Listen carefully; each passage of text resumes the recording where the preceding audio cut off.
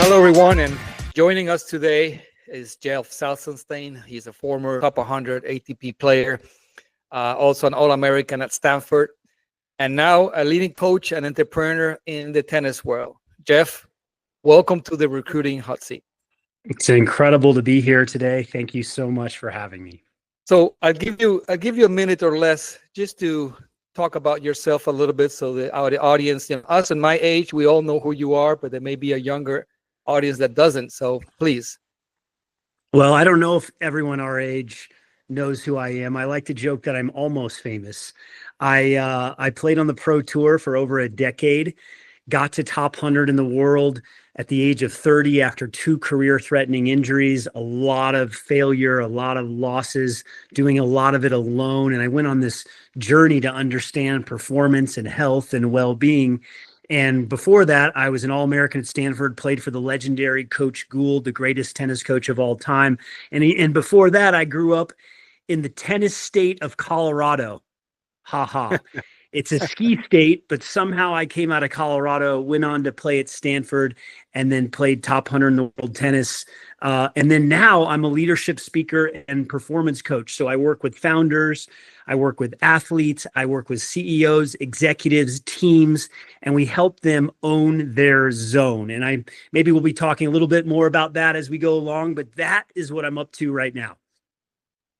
And you forgot one thing. You were Senior Athlete of the Year at Stanford in 1996. That's not a small thing. I mean, at Stanford, they have some pretty good athletes. Somehow I made the cut and they awarded me. We had a great junior and senior year when I was there. We won 2 national titles, and I owe so much to my teammates and my coach for helping me be a part of that success. Amazing. All right, so I have 20 quick questions, so I want quick answers. Keep it real, keep it simple. No scripts, no filters, just your best insight. And remember, Jeff, this is the hot seat, so bring the heat and let's have some fun. Let's do it. All right, here we go. The toughest college sport to get recruited and receive a scholarship offer is? Men's tennis. Easy. 4.5 scholarships. The women's programs typically have 8. 4.5 scholarships. I'm sure there's other sports out there that have limited scholarships, but it's so competitive. 60 to 70% of the players are coming from Europe or from other countries outside of the US. And it's a battle. It's just a battle to get scholarships and to get money. So I'm going to say men's tennis. There you go. Go the college route unless. Go the college route unless you have an incredible team around you and very deep pockets to be able to financially support the journey that you're going to go on if you bypass college. The only path from college to pro is to play for a top space ranked team. Well, I'm going to say false on that because gentleman won the men's doubles at Wimbledon this year. I think it was men's doubles. No, he won the mixed, and he came from University of Pacific. And then another gentleman from Oklahoma State won Wimbledon this year in doubles. So you can have a great career, particularly in doubles, if you go to a school that's not one of a top powerhouse school. You mentioned this just now about foreigners. So foreigners in college tennis is a positive or a negative for the growth of U.S. tennis? It's a good question.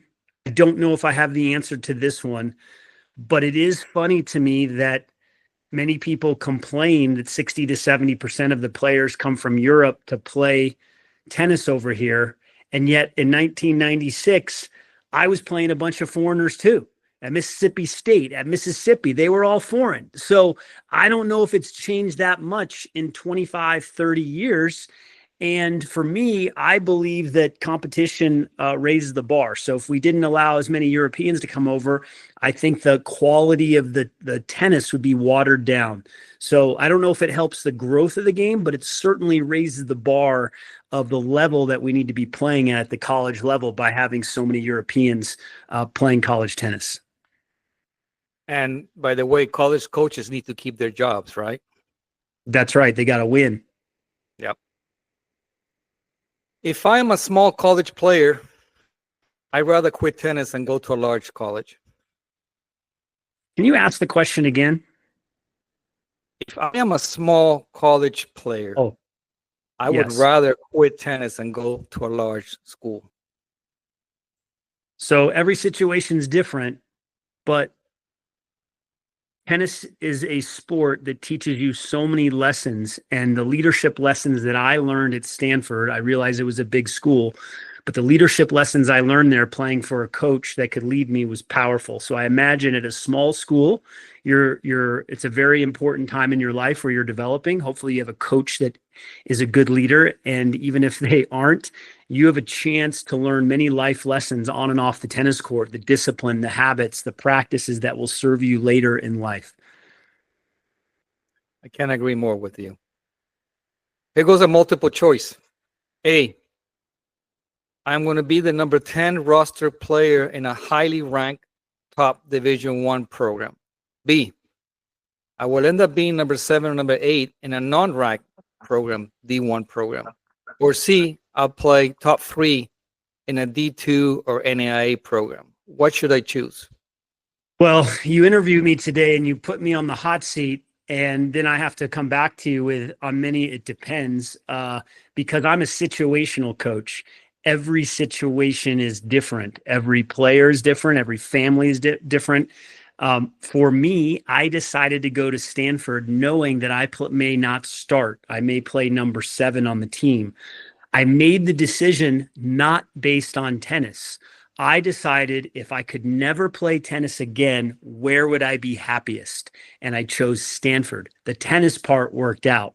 So everyone needs to ask themselves, how would they be happiest? Would it be number 10 on that big team? Would it be 6, 7, 8 on a middle of the road team? Or would it be playing at the top of the lineup? What do you really want in your life, and really get to the core of who you are to make that decision?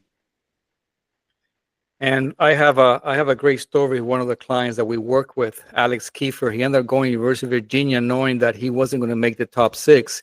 But that was his dream school academically, location. He liked the coach. And after 3 years working his way into the roster, he won the last match to clinch the national championship. How you like that? There you go. Great story. All right. JUCO or transfer portal to get to Division I? Transfer portal. Transfer portal meaning I'm going to an NAIA, a Division II, and then I'm going to go in the transfer portal. Or should I go JUCO and play my 2 years and get experience? I'm going to say transfer portal. What's wrong with a JUCO? Nothing's wrong with it. You just made me make a choice. I'm asking that because I went JUCO and then I went Division I. So Well, it worked out for you then. There you go. Okay. If I go to a Division III, I have wasted my money in my junior career. Not at all, because you're hopefully going to get an incredible education and experience, and you get to keep playing tennis, and you get to do all the great things that tennis brings to us. Beautiful. High school tennis or not? Yes, high school tennis. I realize life is different now, but there is no substitute for playing for a team. And especially if you can have a coach that works with you in terms of maybe you can take a couple days off from practice, hopefully, and then go do your thing. But I think there's so much camaraderie and fun in playing high school season. It's typically 6 to 8 weeks. Highly recommend. Talent versus character in recruiting. Character. My stepfather wrote me the Champions poem when I was 12 years old. And when he wrote me that poem, the two of the biggest words in there around values were character and integrity. I used to read that poem every day as a 12-year-old, and then as a teenager, and then in college and the pros. And I even look at, I'm from Denver. I live in Denver. The Denver Broncos in football are building this NFL team on culture, and the coach is only bringing in character guys. So of course they have to have talent. But for me, where my value system is, I would rather lose and be lower ranked and have great guys on my team than be ranked higher and have a bunch of misfits. Right. Underrated factor in recruiting is? An underrated factor in recruiting is having players on the college team connected to the players that are being recruited. One of the reasons that I almost went to Notre Dame is because one of my childhood friends was at Notre Dame, and I knew him as an upstanding, incredible human being. And that swayed me to almost choosing Notre Dame over Stanford because of that relationship. The immediate biggest red flag in recruiting is for the coach. Somebody who doesn't play backdraw matches in nationals. Somebody who pulls out and also has a history of behavior on and off the tennis court. Yeah, I've heard one more thing. I'll give one more. So we got three. We got doesn't play backdraw, bad attitude on and off the court, overbearing parent. There you go. I was going to get to that in a minute. My strategy to overcome not having a high ranking or rating is? That's a tough one to overcome, because my understanding in the world of tennis is that a lot of coaches are going after the UTR. That's what they look at. They look at results. They can't afford to take a chance on another player. So the way to overcome it would be to have your coach, your junior coach, have a relationship with other coaches where they can be talking about a player that maybe isn't where they need to be in terms of ranking and results. And there's a relationship between the junior coach and the college coach. And then the college coach is willing to now look at that player and give them a longer look because of it. So let me go back to one of the previous questions. You said character over talent. How do I show character when getting recruited at a distance? What can I do? I imagine you can make a video and you can look into the camera and you can share your truth. And just by seeing someone's eyes, how they speak, feeling their heart, if you're really in tune with that, then you kind of get a sense for if this person's the real deal or not. If you send an email, it might not land as much as a video. Certainly handwritten notes, handwritten thank you notes go a long way in 2025. Nobody really does that. So I would say, yeah, video and a handwritten note. Good one. Tennis will help my admission into a high reputable college. Yes, and you must be ranked high enough to qualify for that. College camps or showcases, which one should I choose? College camp or showcases? You got me stumped on that one. I'm going to say showcase. Why? My understanding would be with a showcase, you're going to have more coaches that are going to see you than at a camp, but I could be wrong on that. I think you're right. Okay, cool. ITF tournaments is a must. Another one that I don't have a strong answer on. I would say it's not a must, because I imagine you could play US tournaments and then you could also play men's tournaments or even pro tournaments. Again, I grew up in an era where there was no ITFs, so I might be off on this, but I'm sure there's a way through it without going the ITF route. Yeah, I guess the key is quality matches, regardless what the name of the tournament is. Yeah. Revenue sharing on NIL is a great thing for college sports. I think the jury is still out. I'm not sure. But what I'm seeing so far is while there are pluses, players can get paid. I'm not crazy about the use of money to get people to jump ship to go to all these different schools. I don't know how you build culture. I don't know how you build stability. I don't know how you build trust. So for me, being more of a purist in this way around values, I wouldn't want to be transferring every year or having my players transfer every year. On the flip side, I was number one at Stanford and I probably would have been paid a decent amount of money, and that would have helped me go on and support my pro career at a deeper, higher level of investment. So I can see both sides of it, but I don't like the law of the transferring. Yeah, I'm with you. I'm old school, but I think it makes sense. But I just think it was too much of a big of a jump, going from 0 to $6 million for quarterback. Yeah. Olympic sports like tennis are in big danger. What do you think? Well, I don't know if Olympic sports are in danger.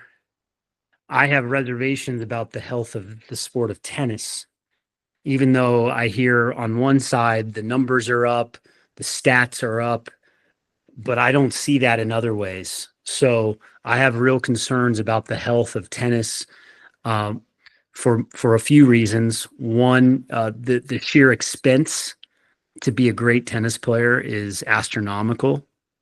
The level of skill development you need and coaching is off the charts compared to many other sports. And I think that padel and pickleball are taking market share. And if I'm helping an adult want to start playing tennis and they want to start playing tennis, I'm probably going to say you might want to try these other things first because they're easier to learn.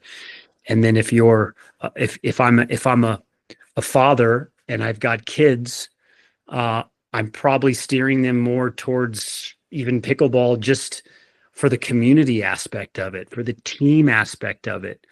I love tennis. It's given me so much, and it can be a very lonely sport without that team component.